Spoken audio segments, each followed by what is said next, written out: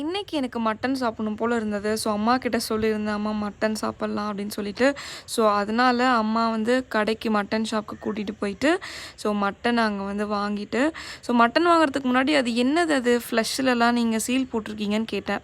அதுக்கு அவங்க government seal இது கார்ப்பரேஷன்ல இருந்து செக் பண்ணிட்டு தான் இந்த மாரி சிக்கன், மட்டன்லாம் சேல் பண்ணணும்னு சொல்லியிருக்காங்க.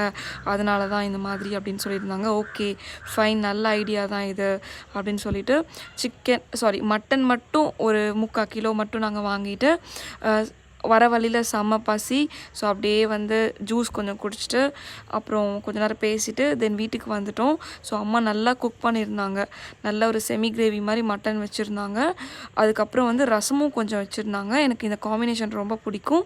ஸோ ரெண்டையும் ஒரு காம்பினேஷனில் சாப்பிட்டுட்டு ஜாலியாக மூவி பார்த்தேன். பெஸ்ட்டு மூவி, எனக்கு ரொம்ப பிடிச்ச மூவி. ஸோ அப்படியே பார்த்துட்டு அன்றைக்கி டே போயிடுச்சு. பாய் பாய்.